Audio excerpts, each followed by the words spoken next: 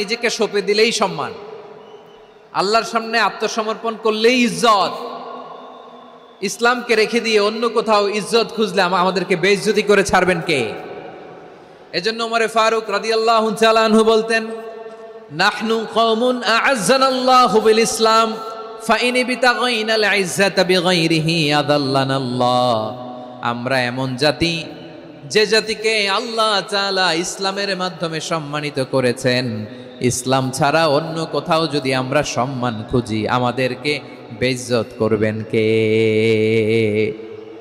আমাদের সম্মান ইসলামে। ইসলাম সময়ের অপরিহার্য বাস্তবতা, অপরিহার্য বাস্তবতা। স্যামুয়েল হান্টিংটন একটা বই লিখে গোটা বিশ্ব কাঁপিয়েছেন, দ্য ক্ল্যাশেস অফ সিভিলাইজেশন, সভ্যতার সংঘাত। এই পৃথিবীতে অনেক সভ্যতার উত্থান হয়েছে, পতন হয়েছে। প্রিয় ময়মনসিংহবাসী, আমার কথা শুনতেছেন? দ্য ক্ল্যাশেস অফ সিভিলাইজেশন, সভ্যতার সংঘাত। স্যামুয়েল হান্টিংটন একটা বই লিখে গোটা বিশ্ব কাঁপিয়েছেন। বিভিন্ন সভ্যতার উত্থান এই পৃথিবীতে ঘটেছে, আবার পতন হয়েছে। এই পৃথিবীতে এসেছে আর্য সভ্যতা, বৈদিক সভ্যতা, মেসোপটেমীয় সভ্যতা, মহেঞ্জোদারো সভ্যতা, সিন্ধু সভ্যতা, অনেক সভ্যতা। এখন চলতেছে পাশ্চাত্যের ডোমিনেশন, তারা এখন সুপার পাওয়ার। স্যামুয়েল হান্টিংটন বলে, এক সভ্যতা, এক সুপার পাওয়ার বেশি দিন প্রভাব খাটাতে পারে না। এই পাশ্চাত্যের এই সভ্যতারও একদিন কবর রচিত হবে, এটাও একদিন নিচে নামতে বাধ্য হবে। এরপরে এমন এক সভ্যতা দাঁড়াবে যে সভ্যতার পতাকার মধ্যে থাকবে লেখা লা ইলাহা ইল্লাল্লাহ। ওই সভ্যতার পতন পৃথিবীর কেউ করতে পারবে না। চিল্লায় বলেন ঠিক কিনা? সেটাই হচ্ছে ইসলাম। নাহনু কওমুন আ'আজ্জানাল্লাহু বিল ইসলাম। আমরা এমন জাতি, যে জাতিকে ইসলাম দিয়ে সম্মানিত করেছে কে? ফাইন বিতাগাইনাল ইজ্জাতা বিগাইরিহি আদান্নাল্লাহ। ইসলাম ছাড়া অন্য কোথাও যদি আমরা সম্মান তালাশ করি আমাদেরকে আল্লাহ তাআলা অপমানিত করে ছাড়বেন। আল্লাহ নামের জিকির করবে যারা, আল্লাহর কাছে প্রিয় তারা। আল্লাহর কাছে প্রিয় যারা, জান্নাতে প্রবেশ করবে তারা। জোড়ে লা ইলাহা ইল্লাল্লাহ, লা ইলাহা ইল্লাল্লাহ। জোড়ে লা ইলাহা ইল্লাল্লাহ, লা ইলাহা ইল্লাল্লাহ, লা ইলাহা ইল্লাল্লাহ, লা ইলাহা ইল্লাল্লাহ, লা ইলাহা ইল্লাল্লাহ, লা ইলাহা ইল্লাল্লাহু মুহাম্মাদুর রাসূলুল্লাহ সাল্লাল্লাহু আলাইহি ওয়াসাল্লাম। ইসলাম, ইসলাম ছাড়া অন্য কিছু আমরা মানি না, মানবো না। চিল্লায় বলতে হবে ঠিক কিনা? ইসলাম বিরোধী কোনো মতবাদ আমরা মানবো না। চিল্লায় বলেন ঠিক কিনা? ইসলাম আছে, ইসলাম থাকবে। যারা ইসলামকে মাটির নিচে গেড়ে ফেলতে চায় ওরা জানে না ইসলামের ধর্ম কি। ইসলাম চারা বীজের মতো, ইসলামকে জমিনের ভিতরে গেড়ে দিতে চাইলে এটা শাখা প্রশাখা নিয়ে আসমানের দিকে, উপরের দিকে উঠে যায়। চিল্লায় বলেন ঠিক কিনা? এজন্য আল্লাহর হাবিব বলেন, 6টি মৌলিক কর্মসূচির সারমর্ম হলো ইসলাম। আওয়াজ করে বলেন তো কয়টি? হাদিসে জিবরিলে সাইয়েদনা জিবরিল আলাইহিস সালাম বিশ্বনবীকে বললেন, ও নবী আপনি বলেন তো ইসলাম কি? ইয়া মুহাম্মদ আখবিরনি আনিল ইসলাম। ইসলাম কারে বলে আপনি বলেন। আল্লাহর হাবিব বললেন, আল ইসলাম আন তাশহাদা আন লা ইলাহা ইল্লাল্লাহ ওয়া আন্না মুহাম্মাদার রাসূলুল্লাহ ওয়া তুকিমাস সালাতা ওয়া তুতিয়াজ যাকাতা ওয়া তাসুমা রমাদানা ওয়া তাহুজ্জাল বাইতা মান ইসতাতাআ ইলাইহি সাবিলা। আল্লাহর হাবিব ফরমান, 6টি মৌলিক কর্মসূচির সারমর্ম হলো ইসলাম। এক হলো তুমি সাক্ষী দিবা আল্লাহ ছাড়া কোনো ইলাহ নাই, মুহাম্মদ ছাড়া রাসূল নাই, তিনি আমাদের রাসূল। সালাত কায়েম করবা, যাকাত আদায় করবা, সামর্থ্য থাকলে আল্লাহর ঘরে হজ করতে যাবা। এই 6টা কর্মসূচির সারমর্মের নাম হলো ইসলাম। ময়মনসিংহবাসী আওয়াজ করে বলেন, এই 6টা কর্মসূচির সারমর্মের নাম কি? তাহলে ইসলাম কারে বলে বুঝতে পারছেন? তাহলে 10 নম্বরের 1 নম্বর আমরা বুঝে ফেলছি, ইন্নাল মুসলিমিনা ওয়াল মুসলিমাতি।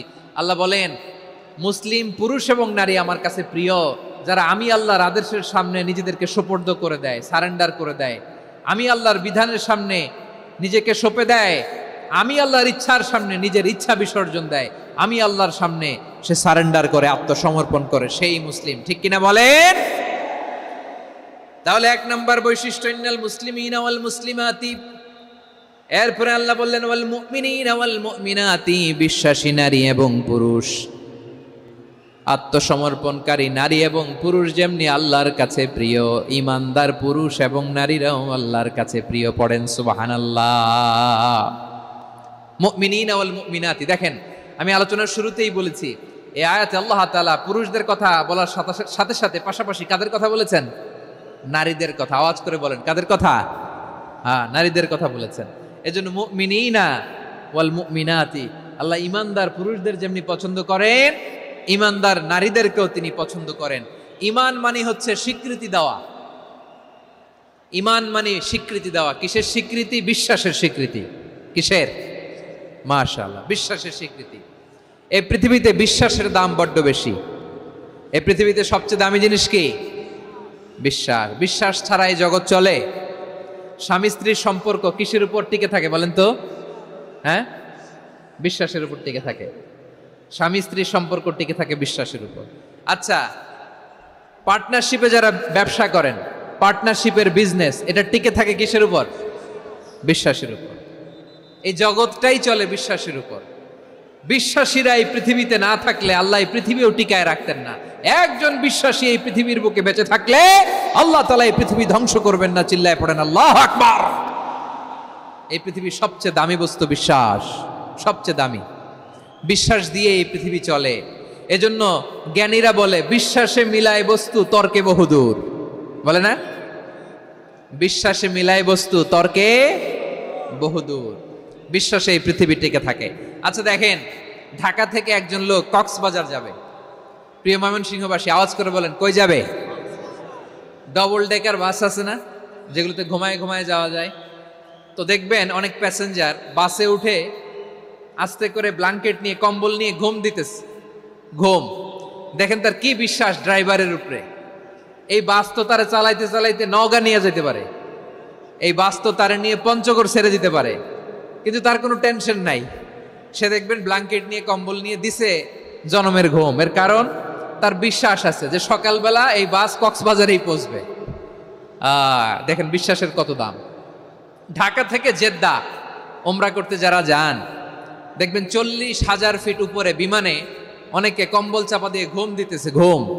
এই বিমান 40,000 ফিট উপর দিয়ে পাইলট চালায়া এটাকে আফ্রিকার জঙ্গলে নিয়ে যায় নাকি ভারত মহাসাগরে নিয়ে যায়, তার কোনো টেনশন নাই। সে ঘুম, কারণ তার পাইলটের উপর, এই এয়ারলাইন্সের উপর বিশ্বাস আছে যে সকালবেলায় এটা জেদ্দা আন্তর্জাতিক বিমানবন্দরে ল্যান্ড করবে। ঠিক কিনা বলেন? বাবা বাবা তার কলিজার টুকরো সন্তানকে, ছোট্ট ছেলেটাকে দেখবেন মাঝে মাঝে আদর করে এরকম শূন্যে ছুঁড়ে মারে। আপনারা মারেন? বাবা তার সন্তানকে, ধরেন ছোট্ট মেয়েটাকে আদর করে কোলে তুলে এরকম শূন্যে ছুঁড়ে মারে। তো মেয়েটাকে শূন্যে ছুঁড়ে মারলে দেখবেন মেয়েটা খিলখিল করে হাসে, খিলখিল করে হাসে। ও যদি নিচে পড়ে ওর হাতও ভাঙবে, পাও ভাঙবে, তারপরেও হাসে। কেন হাসে? কারণ মেয়েটার বিশ্বাস আছে যে আব্বু আমারে ছাড়বে না, আব্বু আমাকে ঠিকই ধরে ফেলবে। চিল্লায় বলেন ঠিক কিনা? ও আমার প্রাণের ময়মনসিংহের ভাইয়েরা, এই জমিন চলে বিশ্বাসে। বিশ্বাস এই পৃথিবীর সবচাইতে দামি সম্পদ। এজন্য একজন বিশ্বাসী জমিনের মধ্যে বেঁচে থাকলে জমিনের উপর আল্লাহ প্রলয়ঙ্কারী কিয়ামত দিবে না। এজন্য আল্লাহ বললেন ওয়াল মুমিনিনা ওয়াল মুমিনাতি, বিশ্বাসী পুরুষ এবং নারীকে আমি আল্লাহ বড্ড ভালোবাসি। তারা এমন ভাবে বিশ্বাস করে, না দেখে বিশ্বাস। আল্লাহ বলছেন আল্লাযীনা ইউমিনুনা বিল গায়বি ওয়া ইউকিমুনাস সালাহ, আমার বিশ্বাসী বান্দারা না দেখে বিশ্বাস করে। অদৃশ্যের প্রতি তারা বিশ্বাস রাখে, না দেখে বিশ্বাসটাই আসল বিশ্বাস। ঠিক কিনা বলেন? আচ্ছা, বুঝে থাকলে উত্তর দেন। আমার হাতে 3টা চকলেট নিয়ে যদি আমি বলি এই যে আমার হাতে চকলেট, তুমি বিশ্বাস করো? আপনি তো বলবেন করি, কারণ চকলেট তো দেখা যায়। বিশ্বাস না করে যাবেন কই? কিন্তু আপনারা না দেখায়া 3টা চকলেট এরকম মুষ্টিবদ্ধ করে পিছনের দিকে নিয়ে যদি বলি বন্ধু আমার পিছনে ডান হাতের মুঠায় কিন্তু 3টা চকলেট আছে, বিশ্বাস করো? ও না দেখেও যদি বলে, বন্ধু তুই যেহেতু বলছিস বিশ্বাস করি, যদি করে এটাই আসল বিশ্বাস, না দেখে বিশ্বাস করাটাই আসল বিশ্বাস। চিৎকার করে বলেন ঠিক কি না? এজন্য আল্লাহ বললেন না দেখে বিশ্বাস হলো আসল বিশ্বাস। অদৃশ্যের প্রতি বিশ্বাসকে বলে প্রকৃত বিশ্বাস। আল্লাযীনা ইউমিনুনা বিল গায়ব, আমার বান্দারা না দেখে আমি আল্লাহর উপর বিশ্বাস করে। এবার বিশ্বনবী বললেন 6টি মৌলিক কর্মসূচির সারমর্মের নাম যেমনি হলো ইসলাম, ঠিক তেমনি 6টি মৌলিক বিশ্বাসের বিষয়ের উপর ঈমান আনার নাম হলো বিশ্বাস। সুবহানাল্লাহ বলেন। 6টা মৌলিক বিষয়ের উপর যদি আপনি বিশ্বাস রাখেন, এটা হচ্ছে ঈমান। সেটা কি? সাইয়েদনা জিবরাইল বললেন, ইয়া মুহাম্মদ আখবিরনি মাল ঈমান, ঈমান কারে বলে বলো। আল্লাহর নবী বললেন, আন তুমিনা বিল্লাহ, আল্লাহর উপর ঈমান আনবা। কার উপর? আরো জোরে বলেন, কার উপর? আল্লাহ নামটা আপনাদের ভাল লাগে? আল্লাহর জিকির যে করছেন কেমন লাগে? সবাই মিলে গলা ছেড়ে আল্লাহরে ডাক দেন তো, বলেন আল্লাহ। আরো জোরে আল্লাহ। প্রাণ খুলে একসাথে ইয়া আল্লাহ। আল্লাহ নাম যতই জপি ততই মধুর লাগে, নামে এত মধু থাকে কে জানি তো আগে। আল্লাহ নাম যতই জপি, ও নাম জপে প্রিয়তম, ও নাম জপে মজনু সম, ওই নামে পাপিয়া গাহে হৃদয় গোলাপে বাগে। আল্লাহ নাম যতই জপি। সুবহানাল্লাহ বলেন।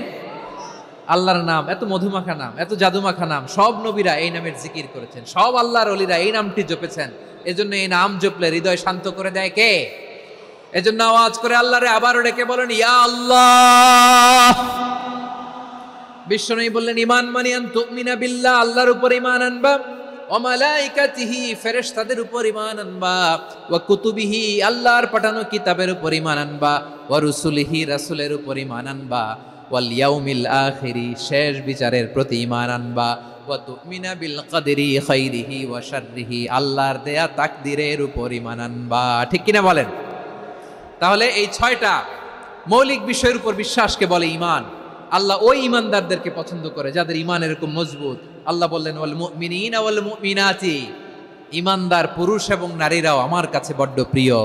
তাহলে আমার প্রিয় ভাইয়েরা, ইসলাম যেমনি বুঝেছেন সারেন্ডার, ঈমান মানে হচ্ছে বিশ্বাস, বিশ্বাসের স্বীকৃতি। এই বিশ্বাস না থাকলে ওই মানুষের কোনো দাম নাই। ঈমান ছাড়া নেক আমলের কোনো দাম নাই। ঈমান হলো সংখ্যার মতো, নেক আমল হলো শূন্যের মতো। বুঝে থাকলে উত্তর দেন, ঈমান কিসের মতো? কথা বলে না, বুঝে নাই বোধহয়। ঈমান কিসের মতো? সংখ্যা। আর নেক আমল শূন্য। আচ্ছা, আপনি ঈমান আনেন না, ঈমান ছাড়া খালি নেক আমল, তাহাজ্জুদ, নামাজ, রোজা, জিকির, আজকার, এক এক ইবাদতের কারণে খালি শূন্য পাইতেছেন। শূন্য পেতে পেতে পেতে পেতে হাজারটা শূন্য। এটার কোনো দাম আছে? কথা কয় না, দাম আছে। কিন্তু আপনি ঈমান আনার পর একটা সংখ্যা পেয়ে গেলেন, এক। এবার নেক আমল করলেই একের পাশে শূন্য বসে গেলে কত হয়? 10। এবার আবার দান করলেন, আরেকটা শূন্য পাইছেন, কত হইছে? এবার আল্লাহর কোরআনের তেলাওয়াত করলেন, আরেক শূন্য, কত হইছে? এবার জিকির করলেন, আরেক শূন্য, কত হইছে? আবার ভালো কাজ করলেন, আরেক শূন্য, কত হইছে? এখন যত সৎকর্ম নেক আমল করেন, শূন্য যত বাড়ে, এটার দাম আছে না নাই? এজন্য আমার প্রিয় ভাইয়েরা, ঈমানের দাম সবচেয়ে বেশি। ঈমান হলো সফলতার মাপকাঠি। টাকা যার বেশি সে সফল নয়, এই সমাজে দাপট যার বেশি সে সফল নয়, এই সমাজে খ্যাতি যার বেশি সে সফল নয়, যার হৃদয় ঈমান আছে, বিশ্বাস আছে, সেই সফল। ঠিক কিনা? এজন্য রব্বুল আলামিন বলেন, ক্বাদ আফলাহাল মুমিনুনাল্লাযীনা হুম ফি সলাতিহিম খাশিউন, সফল হয়েছে তারা, ঈমান এনেছে যারা। আমার প্রিয় ভাইয়েরা, এই ঈমান হলো সফলতার মাপকাঠি। এই ঈমান হলো বিজয়ের পূর্ব শর্ত। ইসলামের বিজয় আমরা বাংলাদেশে চাই কি চাই না? আওয়াজ করে বলেন।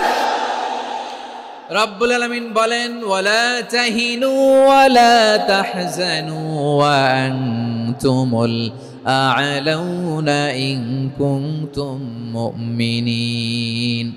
তোমরা চিন্তিত হয়ো না, ভেঙে পড়ো না, হতাশ হয়ো না, চিন্তিত হয়ো না, তোমাদেরই বিজয় হবে যদি তোমরা মুমিন হও। ঠিক কিনা বলেন? আপনারা কি অত্যাচার, আযাব, জুলুম দেখে ভয় পান? হ্যাঁ, নবীদের উপর অত্যাচার ছিল কি ছিল না? সাহাবাদের উপর ছিল কি ছিল না? এজন্য কোনো অত্যাচার, হুমকি, দামকি, জেল, জরিমানা মুমিনকে তার ইমানের রাস্তা থেকে এক বিন্দু পরিমাণ পেছনে হটাতে পারে না। চিল্লায় বলো ঠিক কিনা? আমরা জেনে বুঝেই এই রাস্তায় এসেছি, এই রাস্তা থেকে আমাদেরকে কেউ পেছনে সরাতে পারবে না। চিৎকার করে বলেন ঠিক কিনা? আল্লাহ আমাদেরকে সুসংবাদ দেন, ওয়ালা তাহিনু ওয়ালা তাহজানু ওয়া আনতুমুল আ'লাউনা ইন কুনতুম মুমিনিন। হতাশ হয়ো না, নিরাশ হয়ো না, ভেঙে পড়ো না, তোমাদেরই বিজয় হবে যদি তোমরা মুমিন হও। এজন্য ঈমানের পথে আমরা থাকতে চাই কি চাই না? ঈমানের পথে অবিচল থেকে আমার মরণ যেন হয়। সবাই পড়েন আমিন। ঈমানের পথে অবিচল থেকে আমার মরণ যেন হয়। তোমারই কাছে মিনতি আমার, তোমারই কাছে মিনতি আমার, মহামহিম দয়াময়। ঈমানের পথে অবিচল থেকে আমার মরণ যেন হয়। পড়েন আমিন। তাহলে ইন্নাল মুসলিমিনা ওয়াল মুসলিমাতি, আল্লাহ বলে যে নারী এবং পুরুষ আমি আল্লাহর বিধানের সামনে আত্মসমর্পণ করে তাদের আমি ভালোবাসি। আবার যে নারী এবং পুরুষ আমার উপর, আখিরাতের উপর, নবীর উপর বিশ্বাস স্থাপন করে তাদেরকে আমি ভালোবাসি। বিশ্বাস হলো সবচাইতে দামি। ঠিক কিনা? তাহলে মুসলিমিন মুসলিমাত গেল, মুমিনিন মুমিনাত গেল। এরপরে আল্লাহ তাআলা বলেন ওয়াল কানিতিনা ওয়াল কানিতাত, অনুগত নারী ও পুরুষ, অনুগত, obedient to Allah, they present their highest loyalty to Allah, যারা আল্লাহর সামনে নিজেদের আনুগত্যের সর্বোচ্চ নমুনা পেশ করে, যারা আল্লাহর সামনে অনুগত হয়ে অটল থাকে, আল্লাহর আনুগত্যে নিজেকে যারা পেশ করে তাদেরকে বলে কানিতিন, কানিতাত, অনুগত বান্দা এবং বান্দি, অনুগত পুরুষ এবং নারী।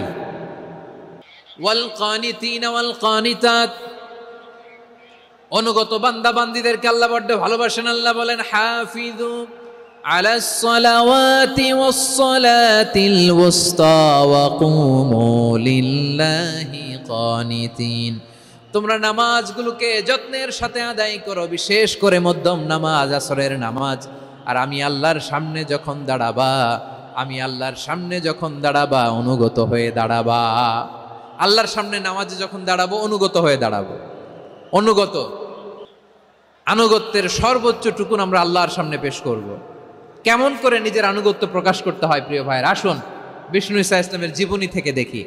আল্লাহর হাবিব রাহমাতাল লিল আলামিন কেমন করে তিনি আল্লাহর সামনে আনুগত্য পেশ করতেন। আম্মা জানা আয়েশা রাদিয়াল্লাহু তাআলা আনহা বলেন, কানা ইয়াকুমু মিনাল লাইলি হাত্তা তাতাফাত্তারা কদামা, আমার নবী তাহাজ্জুদের যায় নামাজে যখন দাঁড়াতেন, এত লম্বা সময় দাঁড়িয়ে দাঁড়িয়ে তিনি কিয়াম করতেন, কেরাত পড়তেন। দাঁড়িয়ে থাকতে থাকতে থাকতে থাকতে আমার নবীর বরকতপূর্ণ, আমার নবীর মুবারক পা দুটো এরকম ফুলে যেত। আমার নবীর পা গুলো ফুলে যেত দাঁড়িয়ে থাকতে থাকতে, বিষ্ণু ঈসা ইসলামের পা ফুলে যেত। আম্মা জান আয়েশা এটা খেয়াল করতেন। খেয়াল করে বলতেন, ইয়া রাসূলুল্লাহ কদ গফারাল্লাহু লাকা মা তাকদ্দামা মিন যামবিকা ওয়া মা তাআখার। ও নবী, নিজের দেহের উপর কেন এত কষ্ট দেন? কেন রাত জেগে এরকম তাহাজ্জুদের জায়নামাজে দাঁড়িয়ে থাকতে থাকতে পা দুটো আপনার ফুলে যায়? কেন কষ্ট করেন? আল্লাহ কি বলে নাই ও নবী আপনার আগের গুনাহ মাফ, পরের গুনাহ মাফ? আসলে বিশ্ব নবীর কোনো গুনাহই নাই। নবীরা মাসুম হয়, নিষ্পাপ হয়। তারপরে বিশ্ব নবীর মর্যাদা, স্ট্যাটাস বোঝানোর জন্য আল্লাহ বলেন, নবী আপনার আগের পরের সব গুনাহ আমি আল্লাহ মাফ করে দিলাম। আম্মা জান আয়েশা বলে, না নবী, আগের গুনাহ মাফ, পরের গুনাহ মাফ, আপনি মাসুম নিষ্পাপ, তারপরেও তাহাজ্জুদের জায়নামাজে কেন এত কষ্ট করেন? বিশ্বনবী জবাবে বলেন, আফালা উহিব্বু আন আকুনা আবেদান শাকুরা। ও আয়েশা, আমি কি শুকরগুজার বান্দা হব না? আমি কি শুকরগুজার হব না? আল্লাহ আমার সব মাফ করে দিয়েছে, ঠিক আছে, আমার গুনাহ নাই, ঠিক আছে, কিন্তু আল্লাহর নাজ নেয়ামত ছাড়া তো এক মুহূর্ত আমার পক্ষে বেঁচে থাকা সম্ভব না। সে আল্লাহর নেয়ামতের শুকরিয়া হিসাবে আমার কি শুকরগুজার হওয়া উচিত না? আফালা উহিব্বু আন আকুনা আবদান শাকুরা, আমি কি শুকরগুজার বান্দা হব না? ও আমার ভাইয়েরা, বিশ্বনবী ঠিক এমন ভাবে আনুগত্যের নমুনা দেখাতেন। এখানেই শেষ নয়, আম্মা জানা এসে বলেন, তাহাজ্জুদের জায়নামাজে দাঁড়িয়ে থাকতে থাকতে ফালাম ইয়াজাল ইয়াবকি হাত্তা বাল্লা লিহিয়াতাহু, আমার নবী কেরাত পড়তে পড়তে কাঁদতে কাঁদতে দাড়ি বেয়ে বেয়ে ওনার পানি ঝরতো। আর এক জায়গায় এসেছে হাত্তা বাল্লা হাজারাহু, নবীর জামা ভিজে যেত চোখের পানিতে। অন্য বর্ণনায় এসেছে হাত্তা বাল্লাল আরদা, সিজদায় লুটিয়ে পড়ে যখন বিশ্বনবী কান্না করতেন, বিশ্বনবীর চোখের পানি দিয়ে জমিন ভিজিয়ে যেত, জমিন ভিজিয়ে দিতেন। কি আনুগত্য, কি আনুগত্য! এরপরে নামাজ শেষে দোয়ার মধ্যে বিশ্বনবী বলতেন, আল্লাহুম্মা ইন্নী আবদুক, ও আমার আল্লাহ, আমি আপনার দাস, ওয়াবনু আবদিক, দাসের ঘরের দাস, ওয়াবনু আমাতিক, দাসীর ঘরের দাস। সুবহানাল্লাহ, কি বিনয়! দোয়াতে বলতেন, আল্লাহ আমি আপনার দাস, দাসের ঘরের দাস মানে আমার বাবা আব্দুল্লাহ আপনার দাস, দাসীর ঘরের দাস মানে আমার মা আমিনা আপনার দাস। সুবহানাল্লাহ। নাসিয়াতি বিয়াদিক, আমার মাথার চুলের ঝুঁটি আপনার হাতের মুঠোয়, আপনি যেখানে টানেন ওইখানে আমি যেতে বাধ্য। আপনি আমার চুল ধরে ডানে টান দিলে আমি ডানে যাই, বায়ে টান দিলে আমি বায়ে যাই, আমার কোনো ক্ষমতা নাই, সব ক্ষমতা আপনার। দেখেন, যেই নবীর কোনো গুনাহ নাই, উনি দোয়ার সময় বলতেন, আল্লাহ আমি আপনার দাস, দাসের ঘরের দাস, দাসীর ঘরের দাস, আমার মাথার চুলের ঝুঁটি আপনার হাতের কবজার ভিতরে, এদিকে টান দিলে আমি এদিকে যেতে বাধ্য, ওদিকে টান দিলে ওদিকে যেতে বাধ্য। যেই নবীর কোনো গুনাহ নাই, নামাজে দাঁড়িয়ে থাকতে থাকতে পা ফুলায় ফেলতেন। যেই নবী নিষ্পাপ, কোনো গুনাহ নাই, কাঁদতে কাঁদতে দাড়ি ভিজায় ফেলতেন, জামা ভিজায় ফেলতেন, সিজদায় পরে জমিন ভিজায় ফেলতেন। পড়েন সুবহানাল্লাহ। তাহলে আমাদেরকে কেমন অনুগত হওয়া উচিত? আমাদের তো গুনাহ নাই নাকি? বিশ্বনবীর যেমনি গুনাহ নাই, আমাদের তো গুনাহ নাই না? গুনাহ টুনা আছে আপনাদের? হ্যাঁ, যে বিশৃঙ্খলা করতেছেন, গুনাহ তো নাই আপনাদের? হ্যাঁ, গুনাহ আছে আমাদের? গুনাহ নাই কার? দেখি হাত তোলেন তো, যে হুজুর আমি কোনোদিন কোনো পাপ করি নাই, নিষ্পাপ, বেগুনা, মাসুম, জান্নাত থেকে পালায় আসছি।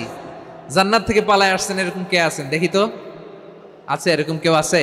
নাই। আমরা সবাই পাপী, আমাদের পাপের কোনো শেষ নাই। আওয়াজ করে বলেন ঠিক কিনা? তাহলে আসুন আমরাও বিশ্বনবীর মতো অনুগত হই, অনুগত হয়ে আল্লাহর কাছে চাই। এই যে আল কানিতিনা ওয়াল কানিতাতি, মানে অনুগত বান্দা এবং বান্দি। আমরা দোয়ায় কুনুত পড়ি না? কুনুত কোন নামাজে? কোন নামাজে? বিতরের নামাজে কি দোয়া পড়ি? দোয়ায়ে কুনুত। এই কুনুত থেকে ওয়াল কানিতিনা ওয়াল কানিতাত, তাফসীর বুঝে নেন। কুনুত থেকে কানিতিনা ওয়াল কানিতাত। তাহলে দোয়ায়ে কুনুত হচ্ছে বিনীত হয়ে, অনুগত হয়ে আল্লাহর কাছে চাওয়া। আমরা তখন দাঁড়িয়ে বলি, আল্লাহুম্মা ইয়্যাকা না'বুদু ওয়া লাকা নুসাল্লি ওয়া নাসজুদ ওয়া ইলাইকা নাসআ ওয়া নাহফিদ নারজু রাহমাতাকা ওয়া নাখশা আযাবাকা ইন্না আযাবাকাল জিদ্দা বিল কুফফারি মুলহিক। আল্লাহ আপনার কাছে চাই, আপনার কাছে প্রার্থনা করি, আপনার আযাবকে ভয় করি, আপনি ছাড়া আমাদের বাঁচাবার কেউ নাই। কুনুতের মধ্যে আমরা এই দোয়া করি কি করি না? অনুগত হয়ে এই দোয়া করি। যারা রমজানের শেষ দশকে মক্কা শরীফে থেকেছেন, তারা শেখ আব্দুর রহমান সুদাইসের কুনুত পেয়েছেন। যারা পেয়েছেন অথবা কেউ টিভিতে ভিডিওতে দেখেছেন, শেখ আব্দুর রহমান সুদাইস 27-এর আলোচনায় 45 মিনিট থেকে 1 ঘন্টা দোয়ায় কুনুত পড়ে। আল্লাহুম্মা হদিনা ফিমান হাদাইত ওয়া আফিনা ফিমান আফাইত ওয়া তাওয়াল্লানা ফিমান তাওয়াল্লাইত ওয়া বারিক লানা ফিমা আ'তাইত ওয়া কিনা ওয়াসরিফ আন্না বিরহমাতিকা শাররা মা কাদাইত ফাইন্নাকা তাকদি বিল হাক্কি ওয়া লা ইয়াকদা আলাইক। এমন ভাবে হেরেম শরীফে মক্কায় শেখ আব্দুর রহমান সুদাইস দাঁড়িয়ে হাত তুলে লক্ষ লক্ষ উমরা পালনকারীদেরকে নিয়ে এক মুনাজাত ধরে কাঁদতে কাঁদতে মানুষ বেহুশ হয়ে যায়। দোয়ার কথা শুনে গায়ের লোম খাড়া হয়ে যায়, হৃদয় বিগলিত হয়ে যায়, চোখ দিয়ে দাঁড় দাঁড় করে পানি নামতে থাকে। 27 রাতে মক্কায় শায়েখ আব্দুর রহমান সুদাইসের দোয়ায় কুনুত যদি শোনেন, অনুগত হয়ে আল্লাহর কাছে চাওয়াকে বলে কুনুত। আল্লাহ বলেন আল কানিতিনা ওয়াল কানিতাতি, অনুগত বান্দাদেরকে আমি পছন্দ করি। আমার 3 নাম্বার পছন্দনীয় বান্দা হলো অনুগত নারী ও পুরুষ। সুবহানাল্লাহ পড়েন। তাহলে 10টার মধ্যে 3টা চলে গেল, কয়টা? তাহলে 1 নম্বরে আমরা আল্লাহর কাছে আত্মসমর্পণ করলাম, মুসলিমিন মুসলিমাত। 2 নম্বরে মুমিনিন মুমিনাত, বিশ্বাসের স্বীকৃতি দিলাম। 3 নম্বরে কানিতিন কানিতাত, আল্লাহর সামনে অনুগত হয়ে দাঁড়ালাম, দোয়া করলাম। 4 নম্বরে সাদিকিন সাদিকাত, সত্যবাদী নারী ও পুরুষ। সত্যবাদী নারী ও পুরুষ। ইসলাম আমাদেরকে সত্যবাদী হতে বলে। কি বলে? সত্যবাদী হতে বলে।